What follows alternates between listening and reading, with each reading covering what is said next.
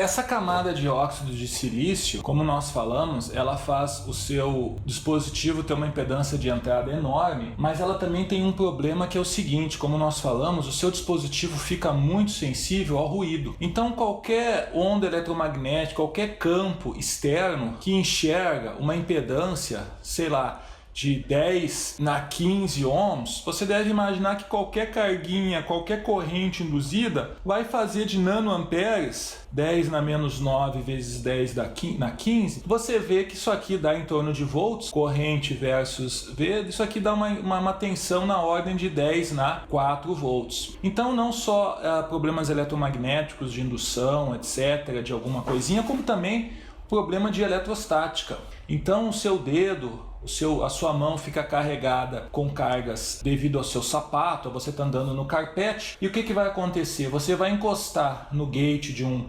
dispositivo de altíssima impedância e você vai queimar o negócio. Então o que o pessoal geralmente faz, você pode olhar isso aí em alguns modelos de FET, é bem comum, especialmente FETs, Power MOSFETs, que tem umas tensões aí bem maiores, eles colocam alguns Zeners, assim ó. Então isso você não enxerga, claro, ele está dentro do encapsulamento, mas ele coloca 2 Zeners back to back, de tal maneira que se você tiver uma tensão aqui, um transitório muito alto, devido ao fato que sua mão estava com uma carregada ou coisa parecida, esses Zeners conduzem, eles viram um curto e o sinal passa direto do gate para o source, ele acaba não danificando essa camada fininha de óxido de silício. Tipicamente esses Zeners aí tem coisa de 30 volts. Aí você vai dizer, por que eu não posso ter em todos os Zeners isso? Você não pode ter em todos os Zeners, você não pode ter em todos os MOSFETs isso, pelo seguinte, o Zener ele é um dispositivo que ele cria muito ruído do tipo shot noise.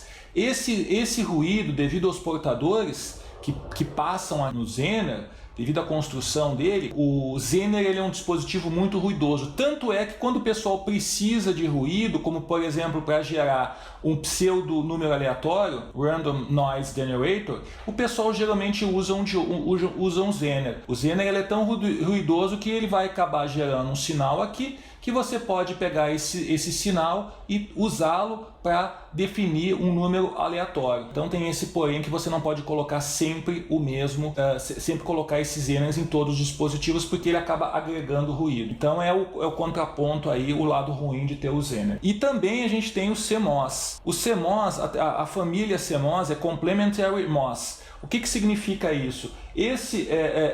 Você agrega numa pastilha o MOSFET N e o MOSFET P, naturalmente Enhancement. Eles são dispositivos digitais, bem mais baratos que os outros, porque eles são fáceis de fazer, e o nome deles está associado com 40XX. Então 4016, 4001, todos eles são CMOS. O análogo do CMOS é o TTL, que é Transistor Logic. Esses já são bipolares. O pessoal acaba usando às vezes mais bipolares, que os bipolares são 7,4 alguma coisa, porque os bipolares são mais rápidos, mas eles consomem mais corrente, tem alguns problemas aí. Então essas duas tecnologias de dispositivos digitais, essa aqui, o CMOS, é baseado então em MOSFET na mesma pastilha ENP. Bom, então RD, resistência de dreno, e a potência dissipada pelo MOSFET, o nome desse MOSFET é BST70A, a corrente que passa aqui quiescente é 150 mA, e o VGS quiescente, que é esse aqui, ó, gate source, é 3,5 volts. A potência máxima desse dispositivo que ele aguenta é 1 watt. Então um dispositivo aí de tamanho médio, um MOSFET Enhancement. Primeira coisa que você vê, como nós falamos anteriormente, é como eu tenho IG igual a 0, não passa corrente aqui, esse potencial aqui é o mesmo desse. Então, significa que VG é igual a VD, consequentemente VGS é igual a VDS. Se você se preocupar em fazer o teste de saturação, VDS é maior ou igual a VGS menos VT? Se for sim, eu tenho o dispositivo saturado. caso contrário eu estou na região de triodo. Como VDS e VGS são iguais, isso vai fazer o seguinte, corta, corta, 0 é mais ou menos igual a VT? Sim, né? O zero sempre vai ser maior do que o número negativo, consequentemente esse dispositivo está saturado por hardware. Você tem certeza de que ele está saturado. Nesse contexto, vale aquela expressão ID igual a K VGS menos VT ao quadrado. Mas a nossa questão aqui é o seguinte, a gente quer calcular o RD e ele já deu o ID. Então, se nós sabemos que aqui tem 3,5, aqui também tem 3,5, por causa dessa condição aqui. Se eu tenho 15 aqui, 3,5 aqui, passa 150, é óbvio que RD vai ser o quê? 15 menos 3,5 que eu tenho aqui no VDS dividido pela corrente 0,15, isso vai dar um resistor de 77 ohms. O valor comercial é 82, o valor comercial mais próximo é 82. E a potência de dreno, a potência do dispositivo vai ser o quê? VDS quiescente vezes ID quiescente, 3,5 vezes 0,15, isso vai dar 525 miliwatt. Meio watt, então é menor do que o 1 watt do dispositivo, você pode operar aí sem problemas, porque ele vai aguentar. Em relação a pequenos sinais, o que acontece? O caso do MOSFET, como nós falamos, é igual ao do FET, ou seja, o pequenos sinais, seja depleção, seja enhancement, vai ser um circuito aberto aqui, GS, VGS, uma fonte de corrente cuja transcondutância é GM e eventualmente você usa aqui o Rzinho D. Aqui eu tenho gate, aqui eu tenho dreno e aqui eu tenho source. Esse RD é um valor alto e esse GM é o delta VDS, delta ID, aliás delta VGS sobre delta ID, que vai ser simplesmente aquela derivada da equação de Shockley ou a derivada da equação de saturação do MOSFET. Então vamos fazer um exemplinho aqui. Então esse circuito aqui é o seguinte, nós temos esse depleção aqui eu tenho um divisor de tensão, como nós vimos anteriormente, 110 e 10, eu tenho um resistor de dreno pequenininho 1K8 e um resistor de source 150 ohms. E esse capacitor está curto-circuitando esse resistor aqui. Esse resistor aqui ele só funciona em DC. Eu quero calcular o GM, o RDzinho e o circuito equivalente. Quais são as características desse dispositivo? Pinch-off menos 3. O IDSS dele é 6 mA. Nós fizemos anteriormente o VGS quiescente dele, deu 0,35 volts. E a gente calculou o ID quiescente também como 7,6 mA. Isso tudo sai do bias. E existe esse termo chamado YOS, que é 10 microsiemens. Esse YOS, ele sai do datasheet e significa o seguinte, esse Y aqui significa condutância, esse O aqui significa output. Isso aqui não é nada mais nada menos do que o inverso do RD. Então o RD vai ser 1 sobre YOS, 1 sobre 10 microsiemens, e isso vai dar 100K. Como nós falamos, o Rzinho D geralmente é um valor bem alto, 100K. Bom, esse é o item B. O item A é a transcondutância. A transcondutância desse circuito vai ser o quê? 2 IDSS sobre módulo de VP.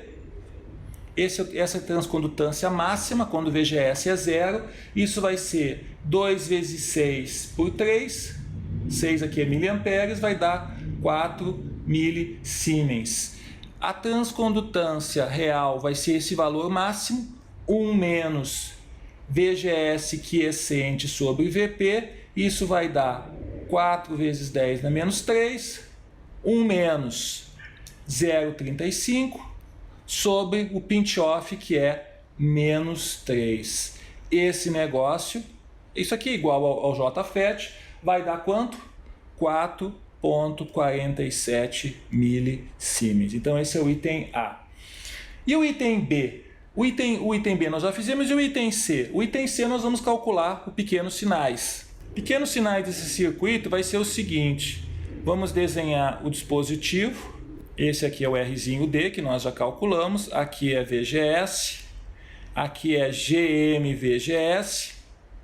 E agora nós vamos começar a ligar os nossos componentes. O que eu tenho no source? Eu tenho esse resistor, o source está aqui, né? Eu tenho esse resistor, mas ele está sendo curto-circuitado por esse capacitor. Consequentemente, aqui eu tenho um ground. O que eu tenho aqui, ó, no dreno? No dreno eu tenho apenas esse 1K8. Eu tenho apenas esse 1K8. O que eu tenho no gate? O gate eu tenho um paralelo desses dois aqui, ó. Esse 10 MB está indo para o terra e esse 110 MB também está indo para o terra. Lembrando que o VCC aqui, o VDD, ele se comporta em pequenos sinais como terra. E o meu VI está aplicado aqui, ó. E o meu VO está aplicado aqui. Não pode ser mais fácil, né? Qual que vai ser a nossa impedância de entrada? Nossa impedância de entrada, olhando para cá, ó, vai ser simplesmente o paralelo desses dois resistores. 110 MB em paralelo com 10 MB, e isso dá aproximadamente 9,17 MB. Um valor extremamente alto, o que é, em geral, né, bom. Qual que é o nosso ZO? O nosso ZO é o que nós estamos olhando para cá. Embora tenha fonte controlada aqui, lembrando daquela história, né? Se você colocar a fonte aqui Vx e calcular a resistência equivalente, uma vez que você aterre esse lado, esse VGS vai ser nulo e essa fonte de corrente vai abrir. A gente já fez isso várias vezes, consequentemente a impedância de saída vai ser o paralelo de RDzinho com RDzão, 1K8 com 100K, e isso vai dar quanto? 1K77. Um valor relativamente alto, se é um valor médio aí, não é lá grande coisa. E a gente pode fazer agora o ganho de tensão, vai ser simplesmente GM, Rzão D, né? A gente vai desprezar esse paralelo aqui, vai ser... Porque esse VGS aqui é o próprio VIN, essa fonte de corrente vai estar aparecendo aqui, e vai ser menos GM-RD paralelo com Rzinho D. Com esse aqui, nós vamos ter o quê? Menos 4,47 vezes 10 na menos 3 vezes esse valor de 1K77. 1,77 vezes 10 na menos 3, um ganho de 8,5 volts por volt. Ou seja, um ganho pequenininho, mas sempre lembrando, esse ganho de tensão é pequeno. E aí você vai perguntar, e o ganho de corrente? O ganho de corrente aqui fica um negócio meio confuso de você calcular. Por quê? Porque uma vez que não vem a corrente aqui para dentro, ó, em tese a corrente de entrada é zero. Então em FET, em geral, a gente não calcula o ganho de corrente, uma vez que esse valor aqui é tão alto que ele começa a ser indeterminado, né? A gente está aqui, ó, com o circuito aberto. Então o ganho de corrente de MOSFET, de JFET, a gente geralmente ignora. Então esse exercício aqui é o seguinte: para o circuito NMOS, a tensão de threshold é 0,8 volts. Quando o VD é 1,6, que é essa tensão aqui, ó, temos ID meio mA. Mudando o RVDD, passamos a ter agora 2 volts. Qual é o valor de ID para essa nova situação? Então, numa situação nós temos aqui meio mA e temos aqui essa tensãozinha VD 1,6. O que você percebe de cara é que esse circuito está saturado por hardware. Você vê que existe um curto entre o gate e o dreno, então está saturado por hardware. Isso significa que ele nunca vai sair da saturação. A saturação tem essa fórmula, né? Se trata de um enhancement NMOS, VGS menos VT ao quadrado, vai acontecer sempre isso aí. Então a condição 1 que é dada é a seguinte: VD é 1,6, o ID é meio mA e o V threshold é 0,8. E a gente também sabe que o VG também é 1,6, né? O VD e o VG, ó, eles estão ligados por um fio. Consequentemente, ID1 vai ser K VGS menos VT ao quadrado. Eu sei o ID1, que é meio ampere, eu não sei o K. Eu sei o VGS, que é 1,6, porque o source é 0, e eu sei o V threshold, que é 0,8. Daqui eu acho o nosso K, que é 0,78125, e essa unidade é importante, ó, miliampere por volt quadrado. A unidade do K é miliampere por volt quadrado. Então a gente já sabe do nosso ENMOS que o K é 0,78125 miliampere por volt quadrado e a tensão de threshold é 0,8. Lembrando que o NMOS ele é assim, né? A corrente de dreno está aqui e o VGS está aqui. Já temos tudo que a gente precisa do nosso MOSFET aí.